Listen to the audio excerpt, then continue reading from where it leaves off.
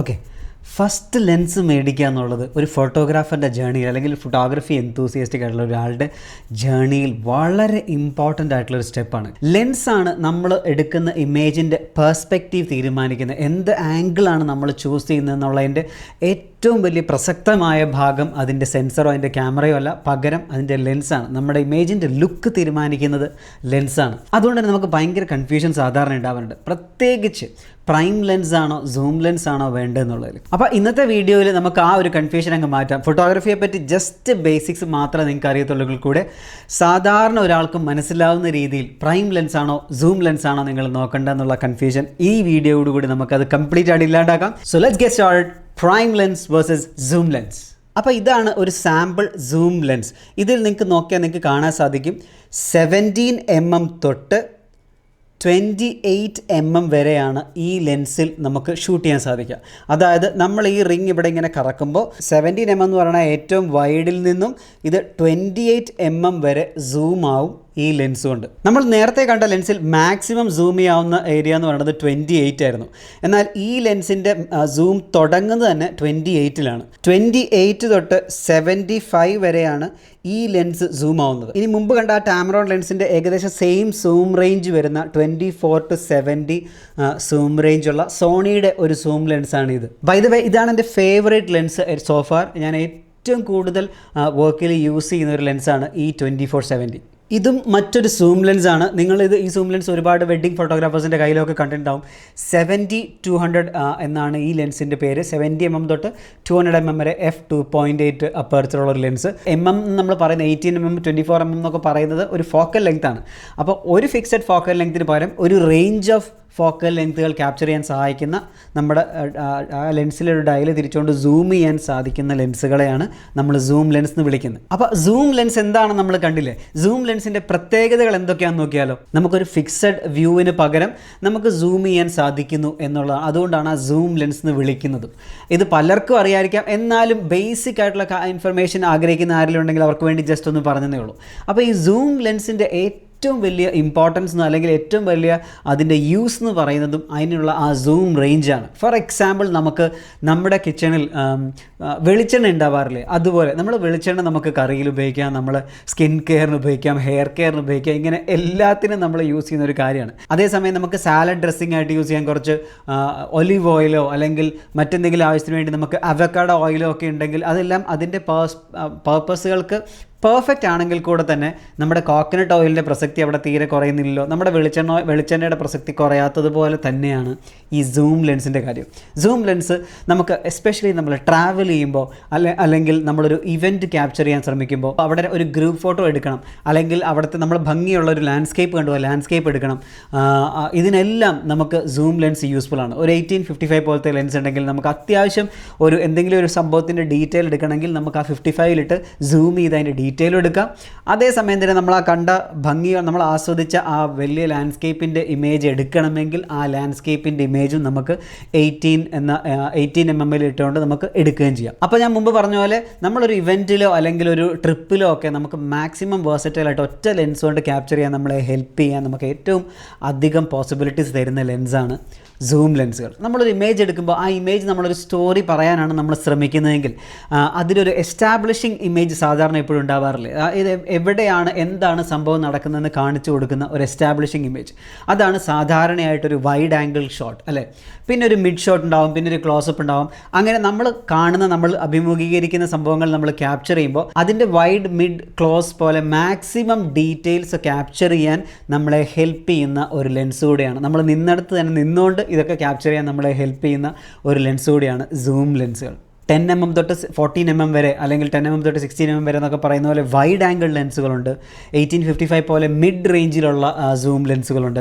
അതേസമയം 70-200 ഒക്കെ പോലെ അല്പം കൂടി ടെലി റേഞ്ചിലുള്ളതുണ്ട്. പിന്നെ നമുക്ക് വളരെ ദൂരെയുള്ള വൈൽഡ് ആനിമൽ അല്ലെങ്കിൽ ബേർഡ് ഫോട്ടോഗ്രാഫിക്കൊക്കെ ഹെൽപ്പ് ചെയ്യുന്ന പോലെ 400-600 എന്നൊക്കെ പറയുന്ന പോലെ അല്ലെങ്കിൽ 200-400 എന്നൊക്കെ പറയുന്ന പോലത്തെ റേഞ്ചിലുള്ള സൂം ലെൻസുകളുണ്ട്. അപ്പം ഏത് റേഞ്ചിലാവാം, വളരെ വൈഡ് തൊട്ട് എക്സ്ട്രീം സൂം വരെയുള്ള സൂം ലെൻസുകൾ അവൈലബിൾ ആണ്. കൊള്ളാം. സൂം ലെൻസിൻ്റെ പോസിറ്റീവ്സ് ഒക്കെ കേട്ടപ്പോൾ വളരെ നല്ല പോസിറ്റീവ്സ് ആണ്. അപ്പം എന്തുകൊണ്ട് നമ്മൾ പ്രൈം ലെൻസ് ഇവിടെ ഈവൻ കൺസിഡർ ചെയ്യുന്നു അല്ലേ?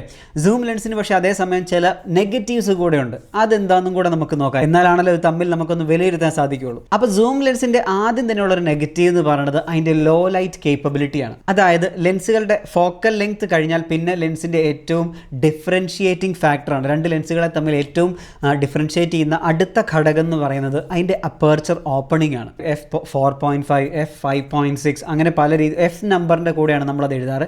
നമ്മുടെ ലെൻസിനുള്ളിലെ ആ ഓപ്പണിംഗ് എത്ര അധികം ഓപ്പൺ ചെയ്യാൻ സാധിക്കും എന്നുള്ളതാണ്. അപ്പോൾ സാധാരണ ഈ സൂം ലെൻസുകളിൽ മാക്സിമം പോയാൽ അത് f2.8 വരെയാണ്. f2ൻ്റെ സൂം ലെൻസുകളൊക്കെ ഇപ്പോൾ ഇറങ്ങുന്നുണ്ട്. എന്നാലും ജനറൽ സിനാരിയോയിൽ നമുക്ക് ഏറ്റവും വില കൂടിയ സൂം ലെൻസുകളിൽ വരെ നമുക്ക് കിട്ടുന്നത് f2.8 ആണ്.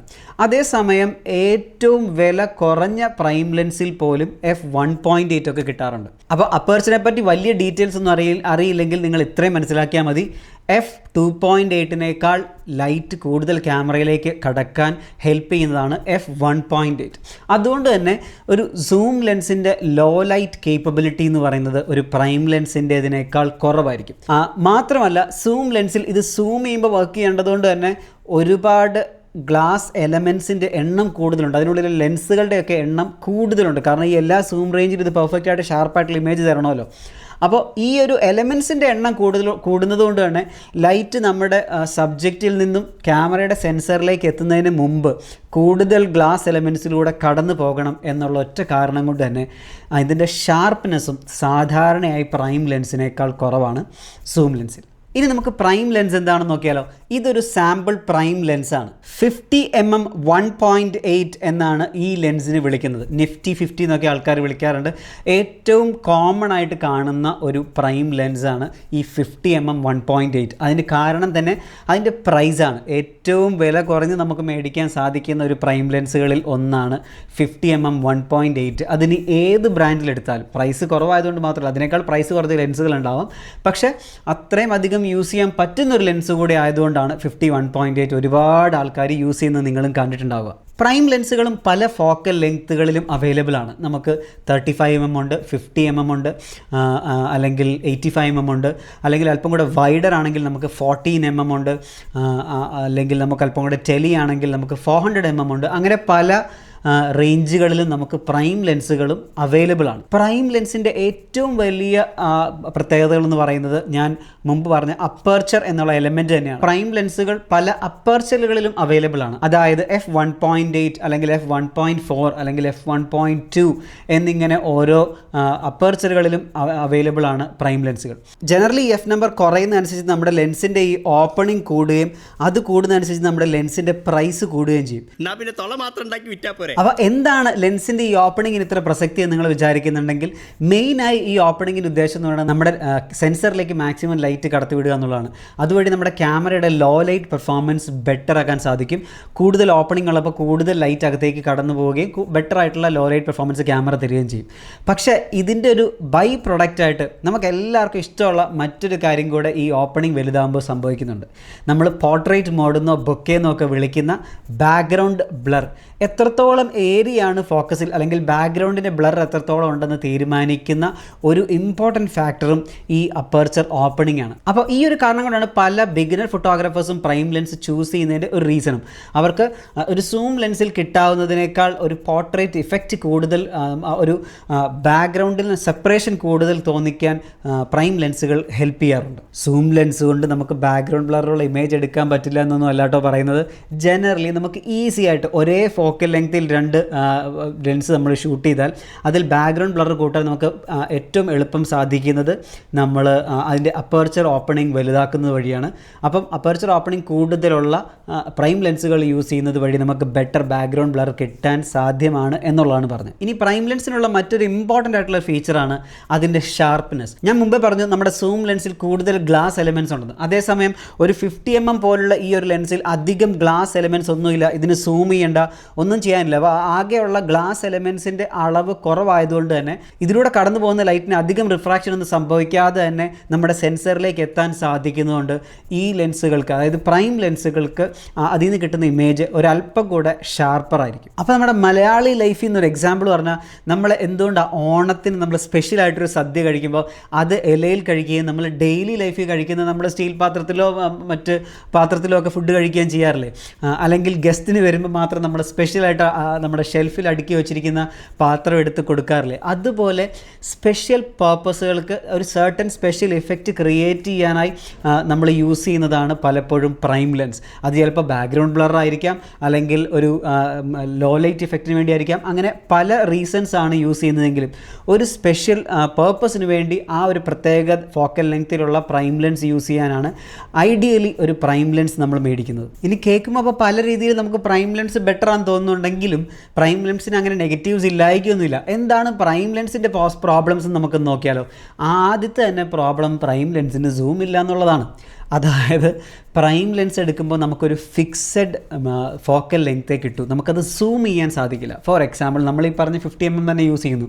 അപ്പോൾ നമുക്ക് ഒരല്പം കൂടെ വൈഡ് ആയിട്ടുള്ള ഇമേജ് എടുക്കണമെങ്കിൽ നമുക്ക് 50mm കൊണ്ട് നമ്മൾ ഒരാളുടെ ഫോട്ടോ എടുക്കുമ്പോൾ ഒരാളും കൂടെ ആ ഇമേജിലേക്ക് വന്ന് നിൽക്കുകയാണെങ്കിൽ നമുക്ക് സൂം ഔട്ട് ചെയ്യാനൊന്നും മാർഗ്ഗമില്ല. പകരം നമുക്ക് ബാക്കിലോട്ട് പോകേണ്ടി വരും. നമ്മൾ കൂടുതൽ ഓടി നടന്ന് ഫ്രെയിം ചെയ്യേണ്ടി വരും. ഒരു 50mm കൊണ്ട് 18mm ഒരു ലെൻസിൽ എടുക്കുന്ന പോലത്തെ വൈഡ് എടുക്കണമെങ്കിൽ അയാൾ ഒരുപാട് ബാക്കിലേക്ക് നടന്ന് പോയിട്ട് വേണ്ട എടുക്കേണ്ടി വരും. അതേസമയം 35mm പ്രൈം കൊണ്ട് നമുക്കൊരു നല്ല ക്ലോസപ്പ് എടുക്കണമെങ്കിൽ വളരെ അധികം അടുത്തേക്ക് വന്നിട്ട് എടുക്കേണ്ടി വരും ആ ക്ലോസപ്പ്. അപ്പോൾ ഈ സൂം ഇല്ല, അല്ലെങ്കിൽ നമ്മളാണ് അവിടുത്തെ സൂം. കൈ താൻ ഫാൻ എന്ന് പറയുന്ന പോലെ നമ്മുടെ കാലാണ് അവിടെ സൂം. നമ്മൾ നടന്ന് അടുത്തേക്കോ ദൂരേക്കോ മാറിയാൽ മാത്രമേ നമുക്കൊരു ഇമേജിൻ്റെ പെർസ്പെക്റ്റീവ് മാറ്റാൻ സാധിക്കും. ഏതാണ് മേടിക്കേണ്ടത്? ആസ് എ ബിഗിനർ ഫോട്ടോഗ്രാഫർ നിങ്ങളുടെ ആദ്യത്തെ ലെൻസ് ഒരു സൂം ആയിരിക്കണോ പ്രൈം ആയിരിക്കണോ എന്നുള്ള എൻ്റെ പെർസ്പെക്റ്റീവ് എന്ന് പറയുന്നത് നിങ്ങളൊരു സൂം ലെൻസ് മേടിക്കണം എന്നുള്ളതാണ്. കാരണം യൂഷ്വലി ആദ്യമായി ഫോട്ടോസ് എടുക്കുന്ന അല്ലെങ്കിൽ ഫോട്ടോഗ്രാഫി ബിഗിനേഴ്സ് ആയിട്ടുള്ള ആൾക്കാരെന്ന് പറയുന്നത് ഒരു സ്പെസിഫിക് കാര്യം മാത്രം കുറേ ക്യാപ്ചർ ചെയ്യാൻ ശ്രമിക്കുന്ന ആളായിരിക്കില്ല, പകരം എല്ലാം ട്രൈ ചെയ്യുന്ന ഒരാളായിരിക്കും. കുറച്ചൊക്കെ ഫ്രണ്ട്സിൻ്റെ പോർട്രേറ്റ്സ് എടുക്കുന്നുണ്ടാവും, അല്ലെങ്കിൽ പോയ ട്രിപ്സിൽ കുറച്ച് അവിടുത്തെ ലാൻഡ്സ്കേപ്പ് കാണിക്കുന്ന ഇമേജ് എടുക്കുന്നുണ്ടാവും, അല്ലെങ്കിൽ ഡേ ടു ഡേ ലൈഫിലെ പല ഇൻസിഡൻസോ അല്ലെങ്കിൽ ഇവൻറ്റ്സോ സംഭവിക്കുമ്പോൾ അതിൻ്റെയൊക്കെ കുറേശ്ശെ ഓർമ്മകൾ സൂക്ഷിക്കാനായി ഫോട്ടോസ് എടുക്കുന്നുണ്ടാവും. ഇങ്ങനെ ജനറൽ പർപ്പസ് അല്ലെങ്കിൽ ഡെയിലി വിയർ എന്നൊക്കെ നമ്മൾ പറയുന്ന പോലെ നമുക്ക് യൂഷ്വൽ ലൈഫിൽ യൂസ് ചെയ്യാൻ പറ്റുന്ന ഒരുപാട് കാര്യങ്ങൾക്ക് വേണ്ടി ഫോട്ടോസ് എടുക്കുന്ന ഒരാളായിരിക്കും സാധാരണയായി ഒരു ബിഗിനർ ഫോട്ടോഗ്രാഫർ. അപ്പോൾ അങ്ങനെയുള്ള ഒരാളെ സംബന്ധിച്ച് മാക്സിമം വേഴ്സറ്റാലിറ്റി കിട്ടുന്ന ആ സൂം റേഞ്ച് കിട്ടുന്ന ഒരു സൂം ലെൻസാണ് അയാൾക്ക് ഏറ്റവും കൂടുതൽ അയാളെ പഠിക്കാനായി ഹെൽപ്പ് ചെയ്യുക. കാരണം വൈഡ് ആംഗിൾ ഷോട്ട്സ് എങ്ങനെ കമ്പോസ് ചെയ്യണം, അല്ലെങ്കിൽ ആ ഷോട്ട്സ് എങ്ങനെ എടുക്കണം, അതേസമയം തന്നെ പോർട്രേറ്റ്സ് പോലെ സൂം ചെയ്ത ഷോട്ട്സ് എങ്ങനെ എടുക്കണം എന്നൊക്കെ ഒരേ സമയം പഠിക്കാൻ ആ ആൾക്ക് ഹെൽപ്ഫുൾ ആയിരിക്കും ഒരു സൂം ലെൻസ്. ഓഫ് കോഴ്സ് നിങ്ങളൊരു പ്രൈം ലെൻസാണ് ആദ്യം മേടിക്കുന്നതെങ്കിൽ മറ്റേതിനേക്കാൾ ഒരല്പം കൂടെ ക്വാളിറ്റി കൂടുതൽ തോന്നിയേക്കാം, just because of background blur and ഒരു പൊടിക്ക് എക്സ്ട്രാ ആഡഡ് ഷാർപ്പ്നെസ്.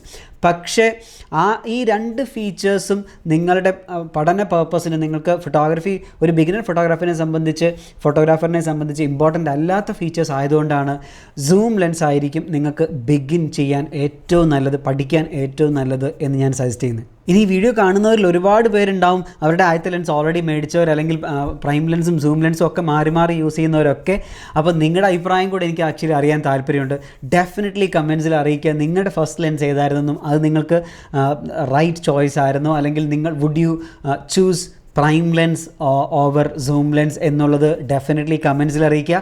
അതേപോലെ ഇങ്ങനത്തെ വീഡിയോസ് നിങ്ങൾക്ക് താല്പര്യമുള്ളതാണെങ്കിൽ ചാനൽ സബ്സ്ക്രൈബ് ചെയ്യാൻ മറക്കരുത്. നിങ്ങൾ ഈ വീഡിയോയുടെ ഇവിടം വരെ എത്തിയെങ്കിൽ വീഡിയോയിൽ എന്തെങ്കിലും ഹെൽപ്ഫുൾ ആയിട്ടുണ്ടെന്ന് ഞാൻ വിശ്വസിക്കുന്നു. അപ്പോൾ നിങ്ങൾക്ക് ഈ വീഡിയോ ഹെൽപ്ഫുൾ ആയിരുന്നെങ്കിൽ ഒരു ലൈക്കും ചെയ്യാൻ മറക്കണ്ട. അപ്പോൾ അടുത്ത വീഡിയോ കാണാം. അതുവരെ bye bye and keep clicking.